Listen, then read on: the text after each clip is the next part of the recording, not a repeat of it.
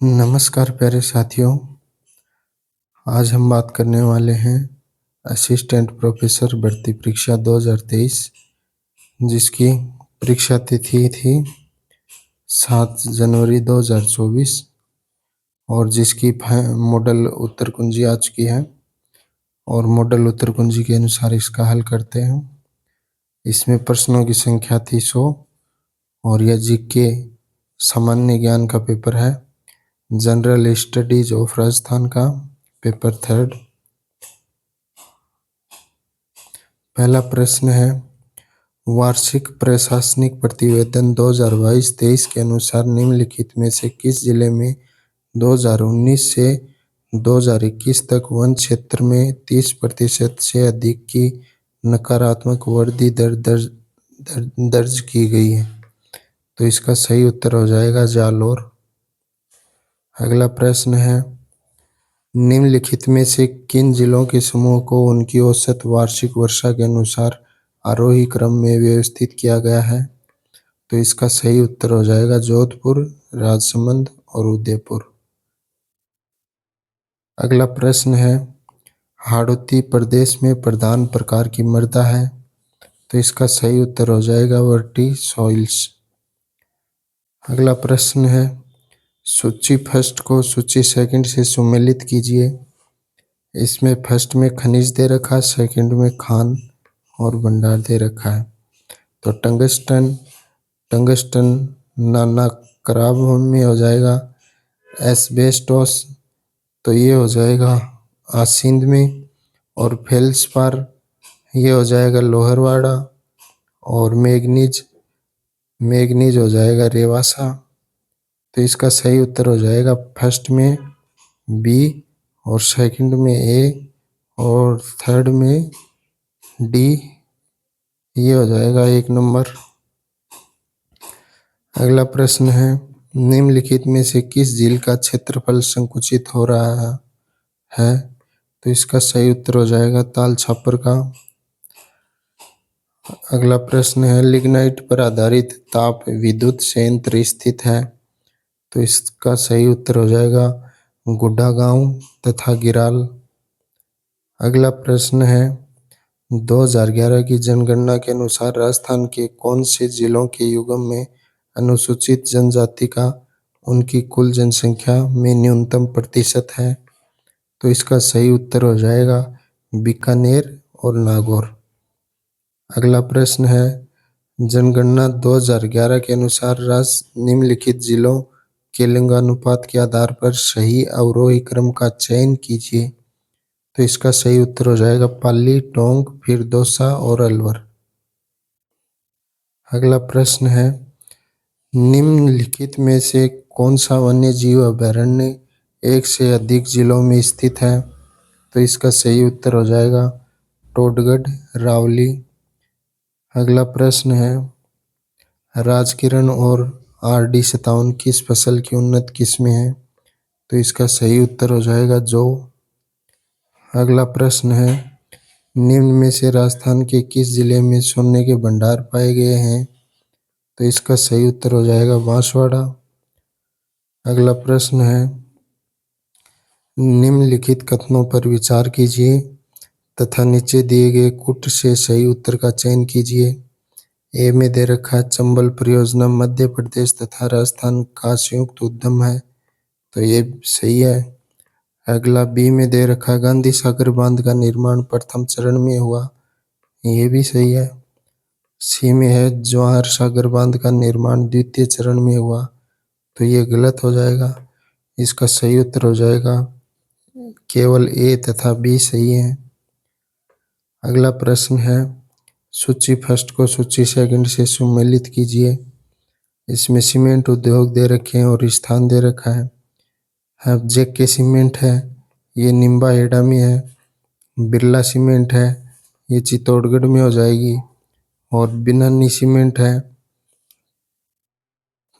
Cement हो जाएगी पिंडवाड़ा में। और नीर श्री सीमेंट है, ये मोडक में हो जाएगी। तो इसका सही उत्तर हो जाएगा 1 में 4 नंबर, बी में 3 नंबर और सी में 2 नंबर और डी में 1 नंबर। ये 2 नंबर हो जाएगा इसका सही उत्तर। अगला प्रश्न है, सूची फर्स्ट को सूची सेकंड से सुमेलित कीजिए। नस्ल दे रखी है और पशु, तो इसमें फर्स्ट में है सुरती, सुरती भैंस की नस्ल है। और मगरा, मगरा भेड़ की नस्ल है। और बर्बरी, बर्बरी बकरी की नस्ल है। और मालवी, ये गोवंश की हो जाएगी। तो इसका सही उत्तर माना है 2 नंबर, फर्स्ट में डी, सेकंड में बी, और थर्ड में ए, और फोर्थ में सी। अगला प्रश्न है, राजस्थान सरकार ने जलवायु परिवर्तन नीति की शुरुआत की। तो इसका सही उत्तर हो जाएगा 2023 में। अगला प्रश्न है, लूणी नदी में जल प्रदूषण का मुख्य कारण है। तो इसका सही उत्तर हो जाएगा वस्त्रों की रंगाई और छपाई इकाइयाँ। अगला प्रश्न है, निम्नांकित वाक्यों पर विचार कीजिए। फर्स्ट में है, राजस्थान में पहला राष्ट्रपति शासन 13 मार्च 1967 से 26 अप्रैल 1967 तक लागू रहा। यह सही है। अगला है, यह राष्ट्रपति शासन संविधान के अनुच्छेद 352 के अंतर्गत राजस्थान में राजनीतिक अस्थिरता के कारण लगाया गया। तो ये गलत हो जाएगा। अगला है, मार्च 1967 में राज्यपाल हुकुम सिंह ने राजस्थान में राष्ट्रपति शासन लगाने के लिए राष्ट्रपति को सलाह भेजी। ये भी गलत है। तो इसका सही उत्तर हो जाएगा केवल फर्स्ट सही है। अगला प्रश्न है, कुलाधिपति द्वारा वर्ष 2020-21 के लिए निम्न में से किस राज्य पोषित विश्वविद्यालय को सर्वोत्तम विश्वविद्यालय कुलाधिपति पुरस्कार से सम्मानित किया गया। तो इसका सही उत्तर हो जाएगा महाराणा प्रताप कृषि एवं तकनीकी विश्वविद्यालय उदयपुर। अगला प्रश्न है, राजस्थान में मरुस्थलीकरण का कौन सा कारण नहीं है। तो इसका सही उत्तर हो जाएगा नहरी सिंचाई, और बाकी सभी हैं। अगला प्रश्न है, निम्नांकित में से कौन सा कथन गलत है। तो फर्स्ट में कमला बेनीवाल राजस्थान की पहली महिला मंत्री थी। ये भी सही है। और सेकंड में है, 91वें संवैधानिक संशोधन के बाद राजस्थान के मंत्री परिषद में कुल महिला मंत्रियों की संख्या मुख्यमंत्री सहित 7 से कम नहीं होगी। तो ये गलत हो जाएगा, और बाकी सब सही है।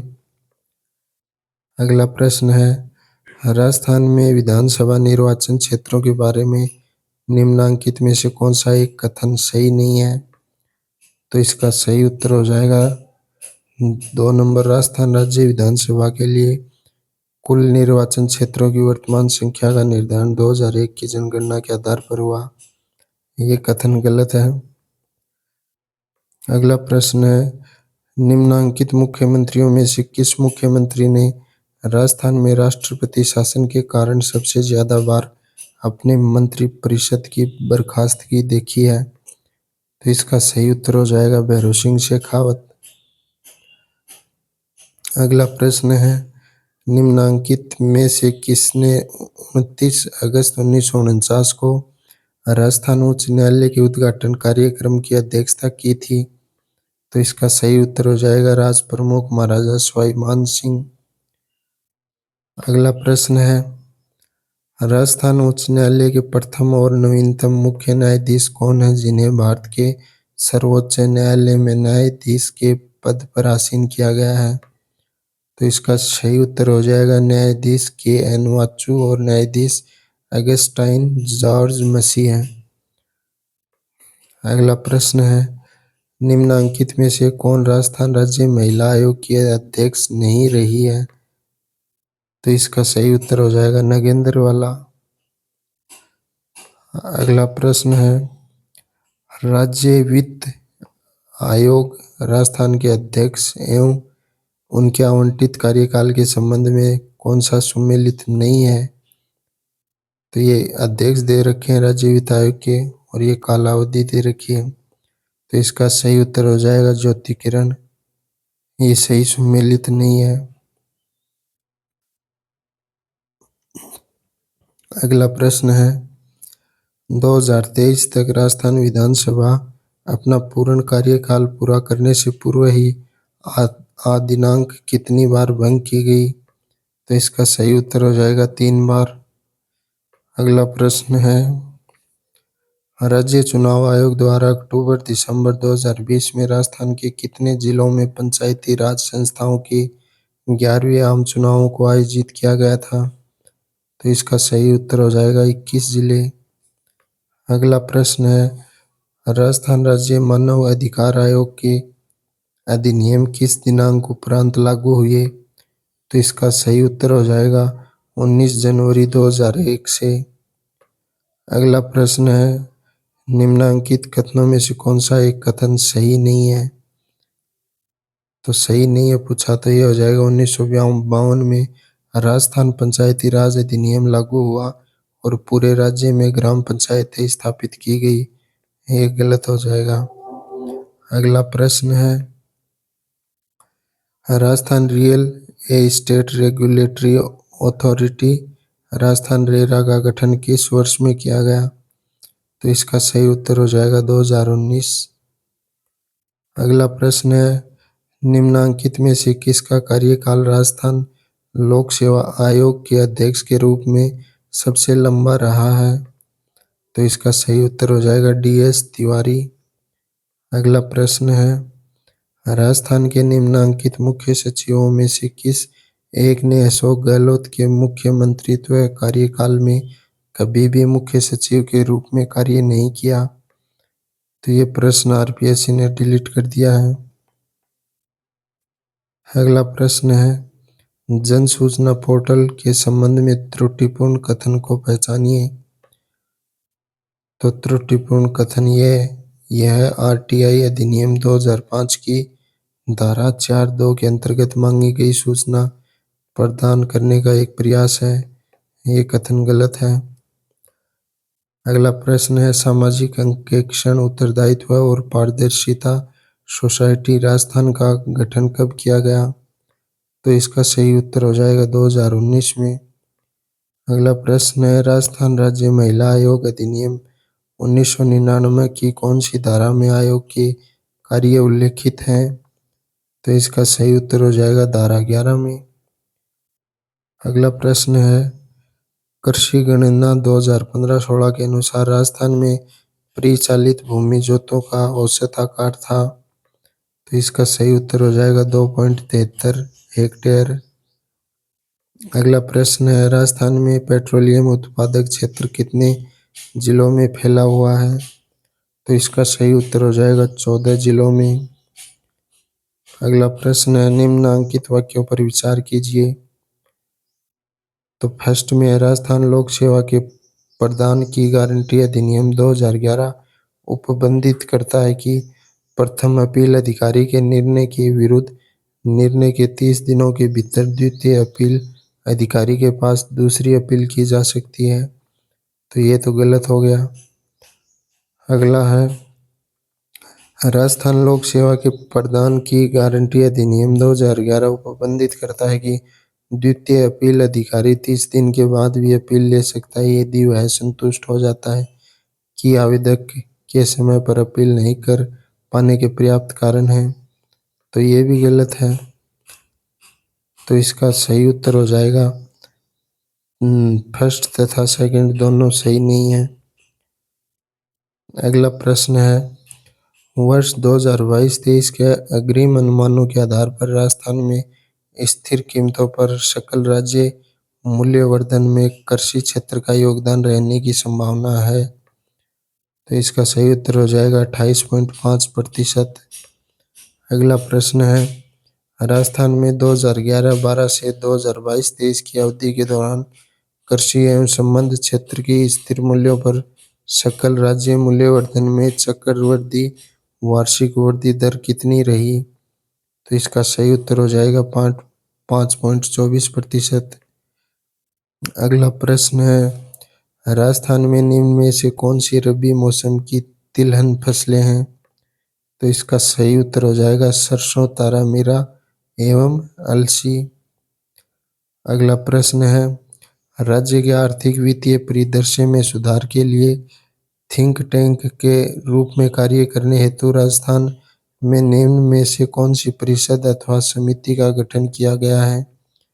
तो इसका सही उत्तर हो जाएगा मुख्यमंत्री राजस्थान आर्थिक सुधार सलाहकार परिषद।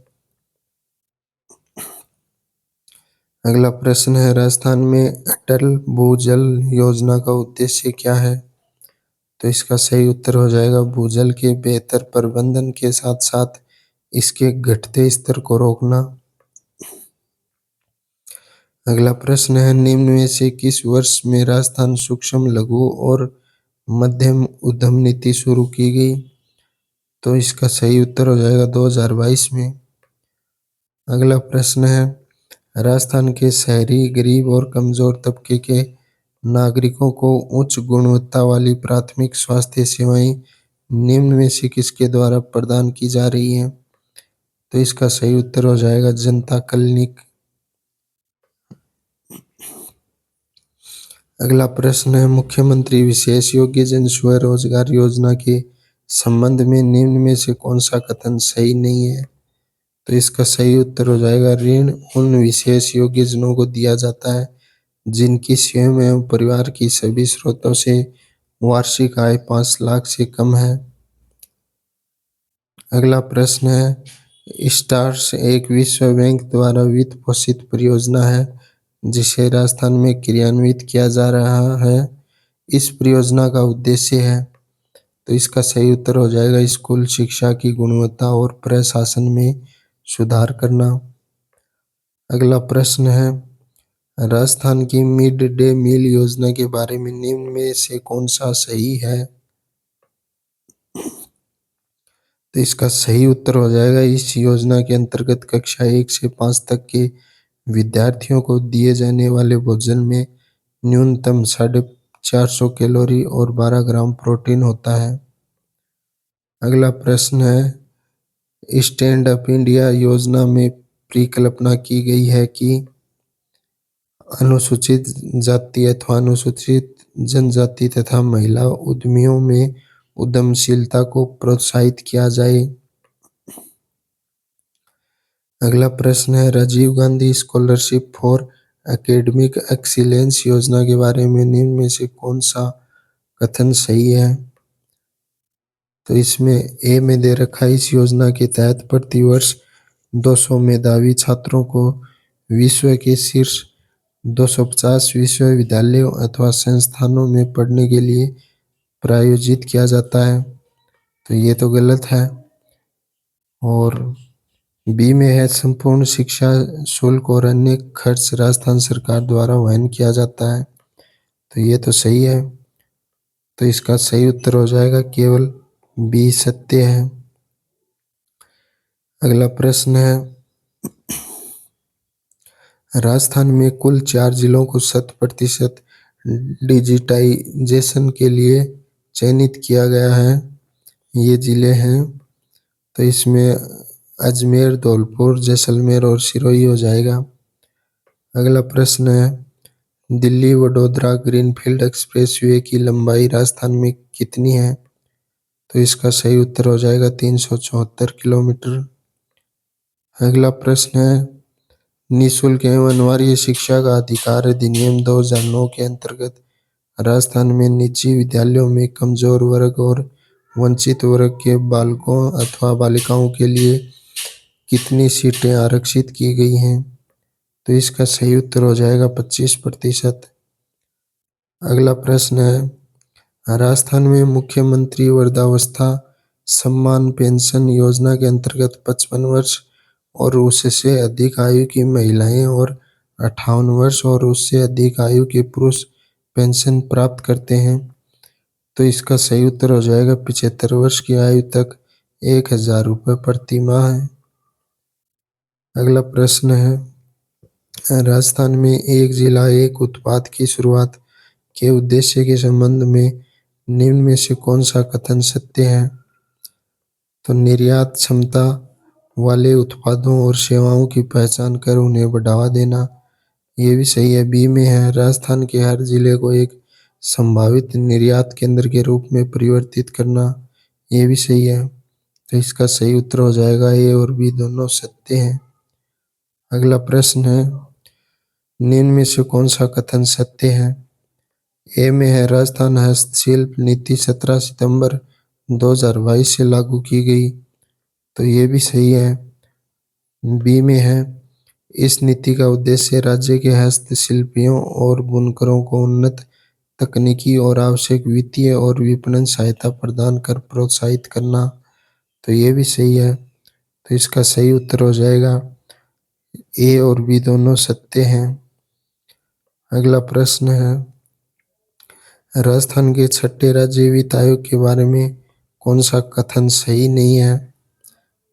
तो आयोग का गठन दिसंबर 2020 में संविधान के अनुच्छेद 243 के तहत किया गया था, ये गलत हो जाएगा और बाकी सब सही है। अगला प्रश्न है, हाल ही में जैसलमेर के निकट वैज्ञानिकों ने दुनिया का सबसे पुराना शाकाहारी डायनासोर का जीवाश्म ढूंढा है। वह जीवाश्म लगभग कितने वर्ष पुराना है? तो इसका सही उत्तर हो जाएगा 16.7 करोड़ वर्ष।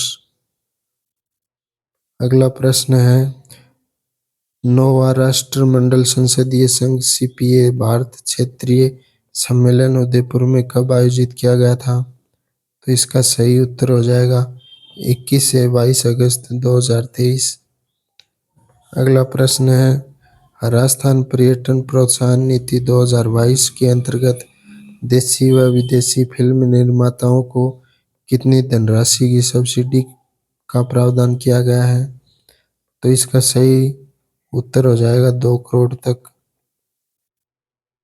अगला प्रश्न है, 25 सितंबर 2023 को प्रधानमंत्री ने किन दो स्टेशनों के बीच चलने वाली राजस्थान की तीसरी वंदे भारत ट्रेन को आभासी तौर पर हरी झंडी दिखाई? तो इसका सही उत्तर हो जाएगा जयपुर से उदयपुर 2 नंबर। अगला प्रश्न है, हाल ही में राजस्थान सरकार ने ग्रीन हाइड्रोजन नीति 2023 को मंजूरी दी है। राज्य सरकार ने किस वर्ष तक 2000 केटी प्रति वर्ष ऊर्जा उत्पादन का महत्वाकांक्षी लक्ष्य रखा है? तो इसका सही उत्तर हो जाएगा 2030 तक। अगला प्रश्न है, जयपुर लिटरेचर फेस्टिवल 2023 में किस प्रख्यात कवि आलोचक को महाकवि कन्हैया लाल सेठिया पुरस्कार दिया गया? तो इसका सही उत्तर हो जाएगा के सच्चिदानंदन। अगला प्रश्न है, हाल ही में राजस्थान साहित्य अकादमी ने वर्ष 2023-24 के लिए वार्षिक पुरस्कारों की घोषणा की है। इन पुरस्कारों में मीरा पुरस्कार किसे दिया गया है? तो इसका सही उत्तर हो जाएगा रतन कुमार सांबरिया।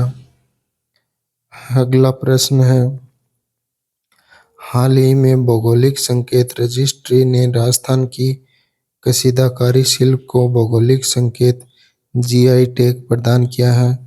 यह शिल्प किस स्थान का प्रसिद्ध है? तो इसका सही उत्तर हो जाएगा बीकानेर।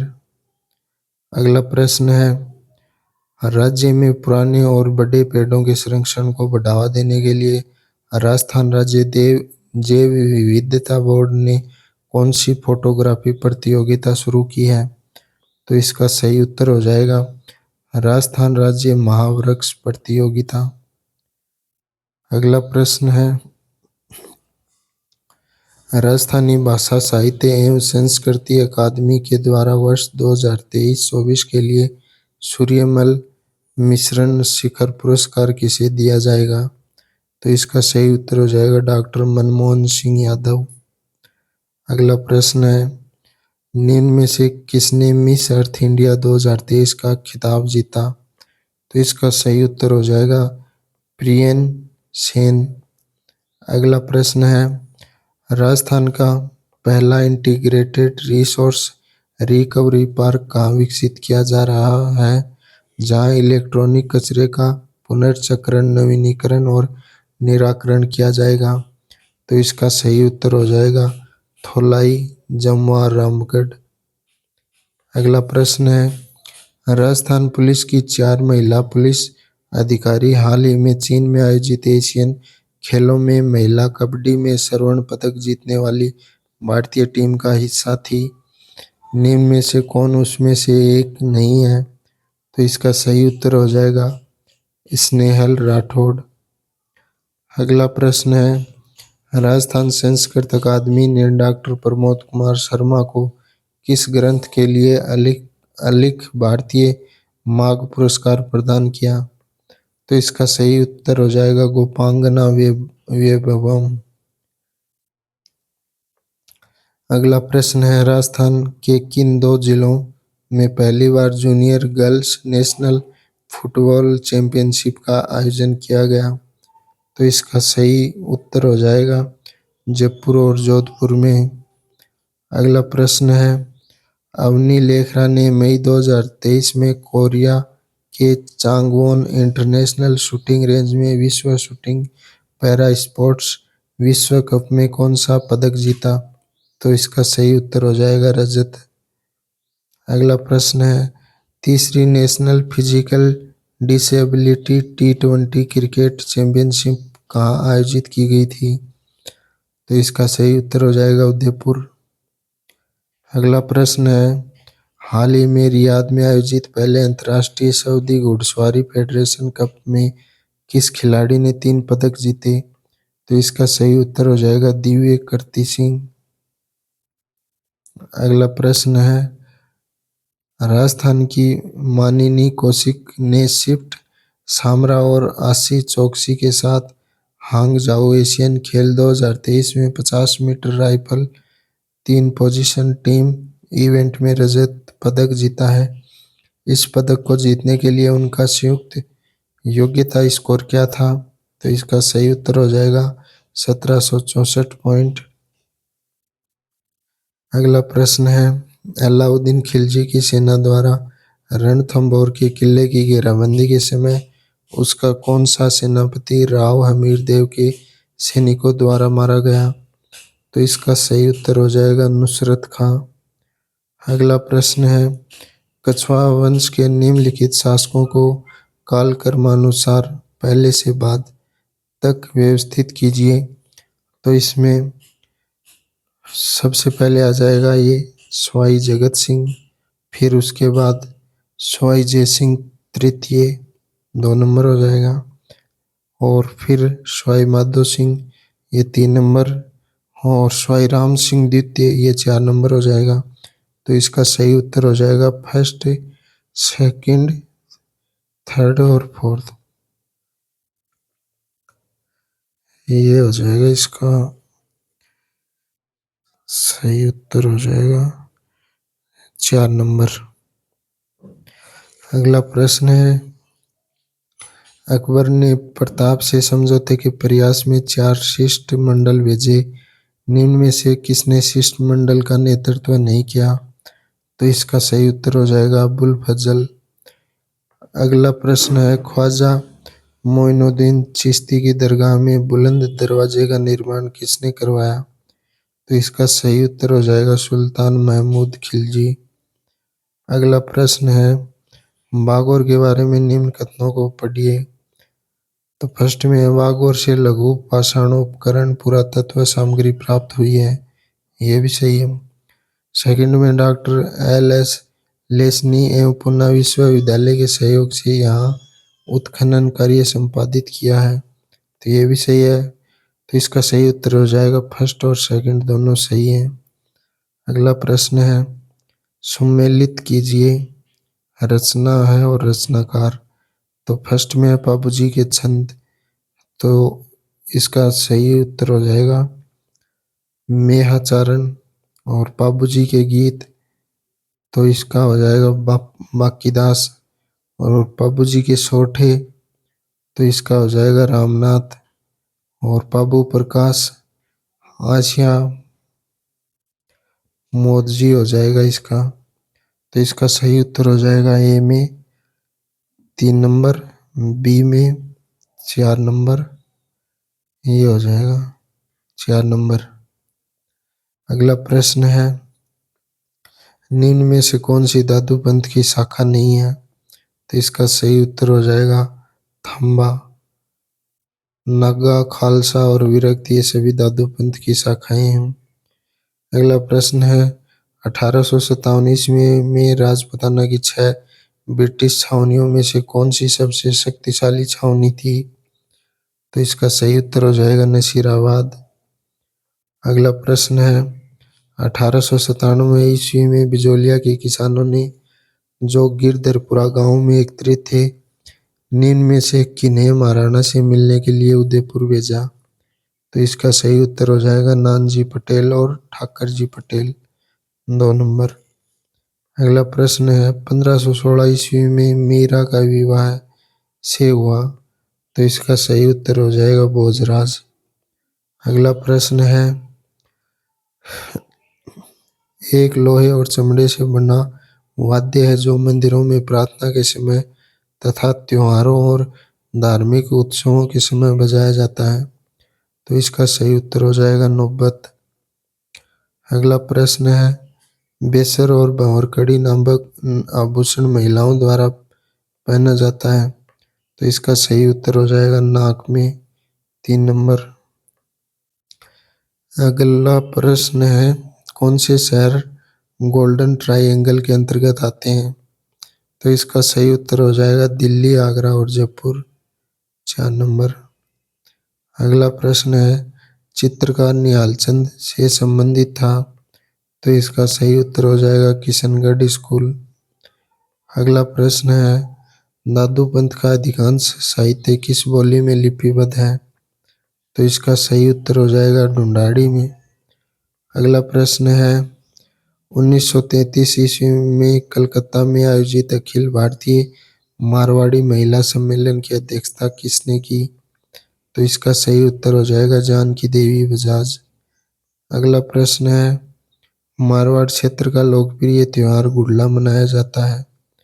तो इसका सही उत्तर हो जाएगा चैत्र कृष्ण अष्टमी से चैत्र शुक्ल तृतीया तक। अगला प्रश्न है, लिंग्विस्टिक सर्वे ऑफ इंडिया किसके द्वारा 1912 में लिखा गया? तो इसका सही उत्तर हो जाएगा जॉर्ज अब्राहम ग्रियर्सन। अगला प्रश्न है, राजस्थानी भाषा में मुंडिया लिपि को और किस नाम से जाना जाता है? तो इसका सही उत्तर हो जाएगा महाजनी। अगला प्रश्न है, निम्नलिखित कथनों पर विचार कीजिए, सही उत्तर का चयन कीजिए। तो फर्स्ट ए में है कुंभलगढ़ बोराट के पठार का सर्वोच्च बिंदु है। तो ये तो गलत है। बी में है रघुनाथगढ़ उत्तरी अरावली का सर्वोच्च शिखर है। ये सही है। सी में है उडिया पठार माउंट आबू के निकट स्थित है। ये भी सही है। तो इसका सही उत्तर हो जाएगा बी और सी। अगला प्रश्न है, किस भू आकृतिक प्रदेश में नरसिंहपुर पहाड़ और हिंगलाज का मगरा स्थित है? तो इसका सही उत्तर हो जाएगा लूनी बेसिन। अगला प्रश्न है, हथमती, मेसवा और मज्जम सहायक नदियां हैं। तो इसका सही उत्तर हो जाएगा साबरमती की। अगला प्रश्न है, अचलदास की चिरी वचनिका नामक ग्रंथ का रचयिता था? तो इसका सही उत्तर हो जाएगा शिवदास गार्डन। और चैनल को लाइक, शेयर एंड सब्सक्राइब जरूर करें।